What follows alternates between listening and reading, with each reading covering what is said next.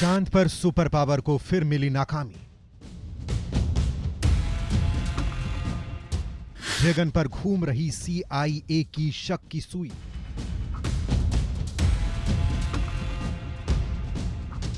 Biden का ठनक गया माथा, युद्ध की कर ली तैयारी। दोस्तों, पूरी दुनिया में युद्ध के बादल छाए हुए हैं, शांति कहीं दिख ही नहीं रही है। दोस्तों, जब इंसानों का जमीन पर लड़कर पेट नहीं भरा तो वो अब अंतरिक्ष तक लड़ने का इंतजाम कर चुका है। जमीन की तरह ही आसमान में भी चीनी दादागिरी चल रही है। दोस्तों, चीन जमीन पर लड़ने के लिए घातक हथियार बना चुका है तो आसमान के लिए भी उसने तगड़ा इंतजाम कर लिया है। उसका गुरूर इतना बढ़ गया है कि वो अब सुपर पावर अमेरिका को चुनौती दे रहा है। चीन भारत को घेरने के लिए बड़ी साजिश रचा था, लेकिन मोदी ने मचाया ऐसा धमाका कि अब पूरी दुनिया उसे घेरने में लग गई है। अब चीन को भागने का मौका नहीं मिल रहा है, लेकिन कहते हैं कि कुत्ते की दुम कभी सीधी नहीं हो सकती है। उसने सुपर पावर को उकसाने में कोई कसर नहीं छोड़ रखी है। वो साइबर हैकिंग के जरिए अमेरिका की सीक्रेट इंफॉर्मेशन निकालने की कोशिश करता रहता है। इसके अलावा वो अमेरिका के तमाम मिशन को फेल करने की साजिश रचता है। सुपर पावर चीन की इन हरकतों से बेहद नाराज है। वो चीन को बर्बाद करने के लिए तगड़ी स्कीम पर काम कर रहा है। जिस तरह का आर्थिक हमला चीन पर किया जा रहा है, उसके बाद से उसकी सांसें अटक जाएंगी, जिनपिंग की धड़कनें तेज हो जाएगी। आखिर अमेरिका पर गुर्राने की क्या कीमत चुकानी पड़ रही है? चीन को ड्रैगन को खून के आंसू रुलाने के लिए क्या एक्शन ले लिया है सुपर पावर ने? तो दोस्तों, अमेरिका जानता है कि चीन की हलक से अगर चीख निकालनी है तो उसके लिए उसके बाजार पर चोट करना सबसे ज्यादा जरूरी है। और अमेरिका ने पहली बार चीन के चिप को खत्म करने के लिए बहुत बड़ा प्लान तैयार किया है और इसके लिए अमेरिका ने $280 अरब खर्च करने की मंजूरी दे दी है। अमेरिकी राष्ट्रपति जो बाइडेन ने $280 अरब के विधेयक पर हस्ताक्षर कर दिए हैं, जो चीन के लिए बहुत बड़ा झटका होगा। सुपर पावर का मकसद चीन के खिलाफ अमेरिकी प्रतिस्पर्धा को बढ़ावा देने के साथ साथ इसके चिप मार्केट का वर्चस्व खत्म कर देना है। सबसे खास बात यह है कि इस कानून का समर्थन अमेरिका के नेताओं के साथ साथ अधिकारी, स्थानीय राजनेता और व्यापारी वर्ग कर रहा था और इसलिए बाइडेन प्रशासन यह कानून लेकर आया है। और इस कानून के तहत अमेरिका में सेमीकंडक्टर इंडस्ट्री सेक्टर को बढ़ावा देने के लिए निवेश को प्रोत्साहित किया जाएगा ताकि अत्याधुनिक सेमीकंडक्टर तैयार किया जा सके। दोस्तों, चीन इस सेक्टर को अपने कंट्रोल में करना चाहता है और अगले करीब 20 से 25 साल दुनिया के बाजार पर उसी का राज होगा, जो सेमीकंडक्टर का सबसे बड़ा निर्माता होगा। चीन ताइवान पर इसलिए भी कब्जा करना चाहता है क्योंकि वहां की कंपनी ही दुनिया की 65% सेमीकंडक्टर का उत्पादन करती है। लिहाजा अब बाइडेन प्रशासन ने चिप इंडस्ट्री को अमेरिका का भविष्य बनाने का फैसला लिया है। राष्ट्रपति बाइडेन ने रोज गार्डन समारोह में कहा कि स्मार्टफोन से लेकर कंप्यूटर, ऑटोमोबाइल तक सब कुछ को चलाने के लिए सेमीकंडक्टर की जरूरत है। लिहाजा अब अमेरिका में ही सेमीकंडक्टर का निर्माण होगा। इस कानून के तहत विशेष रूप से US कंप्यूटर चिप क्षेत्र को मजबूत करने के लिए 52 अरब अमेरिकी डॉलर का अलग से प्रावधान किया गया है। इस बिल को बनाने में 1 साल से ज्यादा का समय लगा है, लेकिन पिछले महीने के अंत में महत्वपूर्ण द्विदलीय मार्जिन के साथ कांग्रेस के दोनों सदनों में इसे मंजूरी दे दी गई। सीनेट ने इसे 64-33 पारित किया, जिसमें 17 GOP सेनेटरों ने इसका समर्थन किया, जबकि सदन ने जल्दी से 243-187 वोट के साथ इसे पारित कर दिया। इसमें 24 हाउस रिपब्लिक पक्ष में थे। अमेरिका की मेमोरी चिप बनाने वाली एक प्रमुख कंपनी माइक्रोन ने मेमोरी चिप्स के घरेलू उत्पादन को बढ़ावा देने के लिए 40 अरब अमेरिकी डॉलर घोषणा करने वाला है। वहीं न्यूयॉर्क में चिप प्लांट का विस्तार करने के लिए क्वालकॉम और ग्लोबल फाउंड्रीज ने $4.2 अरब का अतिरिक्त निवेश करने की घोषणा की है।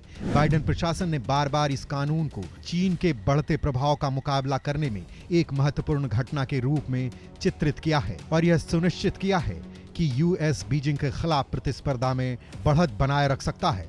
खासकर सेमीकंडक्टर निर्माण में अमेरिका के इस एक्शन से चीन की बेचैनी का अंदाजा इसी बात से हो जाता है कि उसने अमेरिका के इस एक्शन को रोकने में एड़ी चोटी की ताकत लगा दी, लेकिन कामयाब नहीं हो पाया।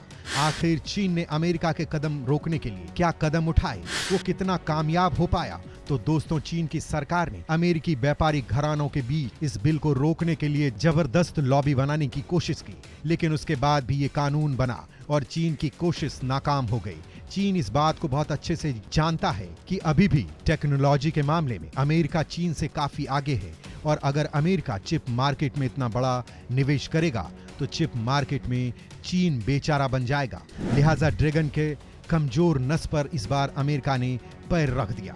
अब चीन बिलबिलाने के अलावा ज्यादा कुछ नहीं कर पाएगा। दोस्तों, अब चीन और अमेरिका के बीच चांद पर भी जंग छिड़ी हुई है। चीन बार बार अमेरिका के मिशन को फेल करके उसे उकसाने में कोई कसर नहीं छोड़ रहा। वो चांद पर कब्जा करने के लिए उतावला है और इसीलिए दुनिया के देशों के मून मिशन को नाकाम करने की साजिश करता रहता है। सुपर पावर चीन के मंसूबे नाकाम करने के लिए तेजी से मून मिशन पर काम कर रहा है, लेकिन एक बार फिर इस मामले में एक बड़ी खबर आई है जिससे नासा बेहद परेशान हो गया है। बाइडेन का दिमाग गर्म हो गया है। CIA एक्शन में आ गई है। सवाल उठता है कि किस बात के लिए नासा परेशान है, बाइडेन क्यों टेंशन में है, CIA क्यों चौकन्ना हो गई है। तो दोस्तों, इन सवालों के जवाब जानने के लिए पूरी वीडियो देखिए, आप भी हैरानी से भर उठेंगे। नासा मून मिशन पर बार बार हो रहा नाकाम। पूरी दुनिया सबसे ताकतवर एजेंसी पर हो रही हैरान। दोस्तों, अमेरिकी अंतरिक्ष संस्थान नासा ने 5 दिनों के अंदर दूसरी बार अपने मून मिशन आर्टेमिस का लॉन्च टाल दिया। नासा का आर्टेमिस चांद से मंगल तक का वह मिशन है जिस पर दुनिया की नजरें टिकी हुई हैं। शनिवार की आर्टेमिस की पहली फ्लाइट को जब एक बार फिर से टाला गया तो वैज्ञानिक चिंता में पड़ गए। नासा ने अपने 32 मंजिला space launch system SLS rocket से इसे लॉन्च करने की कोशिश की थी। इस रॉकेट का ओरायन कैप्सूल फिर से धोखा दे गया। वैज्ञानिकों की सारी कोशिशें फेल हो गई जब एक लिक्विड हाइड्रोजन इंजन को इसके फ्यूल टैंक में पंप किया जा रहा था। बताया जा रहा है कि फ्यूल लीक की वजह से इसे रोकना पड़ा। Launch director Charlie Blackwell Thomson ने इस बारे में जानकारी तो दी, लेकिन इसके बाद एजेंसी की तरफ से कुछ भी कहने से इनकार कर दिया गया। इसके लॉन्च को स्थानीय समयानुसार दोपहर 2:17 पर होना था। नासा ने अभी यह नहीं बताया है कि अब इस मिशन को कब लॉन्च किया जाएगा। मिशन के मैनेजर माइकल थॉमसन ने बताया कि फ्यूल लीकेज काफी ज्यादा था और सोमवार तक इसमें कोई भी समस्या नहीं आई। टीम ने 3 बार इस समस्या को हल करने की कोशिश की, लेकिन कोई सफलता नहीं मिल सकी। नासा के इस मिशन के तहत 5.8 लाख पाउंड का व्हीकल कई तरह के लक्ष्यों को हासिल करेगा। अगर नासा के पहले 2 आर्टेमिस मिशन सफल हो गए तो फिर एजेंसी का मकसद अंतरिक्ष वैज्ञानिकों को चांद पर फिर से लैंड कराना है। नासा ने साल 2025 तक महिला अंतरिक्ष यात्री को चांद पर भेजने की योजना बनाई है। सारा फिन का कहना था कि मिशन के इंजीनियर्स को हाइड्रोजन लीक का पता लगा था और 3 बार ऐसा हुआ था जब इसे सुरक्षित नहीं माना गया था। इसकी वजह से आग लगने का खतरा बढ़ गया था। नासा ने पहले 29 अगस्त को आर्टेमिस को लॉन्च करने की योजना बनाई थी, लेकिन 4 RS-25 इंजन की वजह से इसे लॉन्च नहीं किया जा सका। इस इंजन का तापमान काफी ज्यादा हो गया था और इसे कैंसिल कर दिया गया। हाइड्रोजन लक और फ्लोरिडा के खराब मौसम की वजह से इसे लॉन्च को टाला जा चुका था। इसके बाद 31 अगस्त को नासा ने ऐलान किया कि 3 सितंबर को इसे लॉन्च किया जाएगा। आर्टेमिस 1 के तहत चांद की सतह पर साल 2025 तक नासा अपने वैज्ञानिकों को उतारना चाहता है।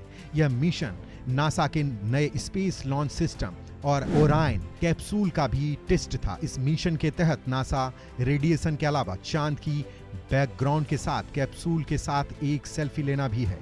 आर्टेमिस प्रोग्राम का लक्ष्य अर्थ सैटेलाइट पर चांद की सतह को लंबे समय तक स्थापित करना है, जो सबसे अहम लक्ष्य है। उसके तहत साल 1972 के बाद पहली बार चांद पर इंसानों को लैंड कराकर ऐतिहासिक मून वॉक वाला पल दुनिया को देना है। 22 अक्टूबर 2021 को नासा ने इस बारे में पहली बार ऐलान किया था।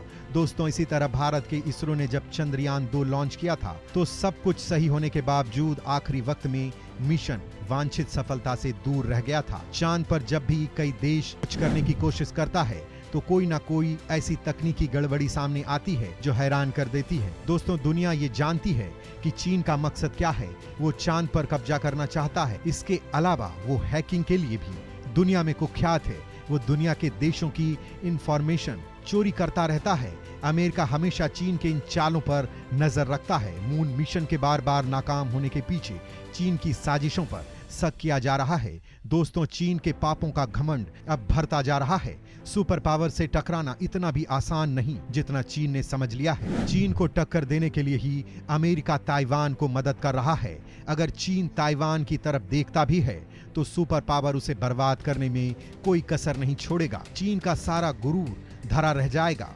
दोस्तों, चीन स्पेस में लगातार अपनी ताकत बढ़ा रहा है, इसलिए उसने अपना अंतरिक्ष स्टेशन भी बना रखा है। तो दोस्तों, चीन की हरकतों को देखते हुए इस बात से इनकार नहीं किया जा सकता है कि कभी जर्मनी की तरह ही चीन भी बर्बाद और अलग थलग हो जाएगा। तो दोस्तों, अमेरिका के मून मिशन के बार बार फेल होने के पीछे क्या वजह है, इस पर आप क्या सोचते हैं? हमें कमेंट करके जरूर बताइएगा।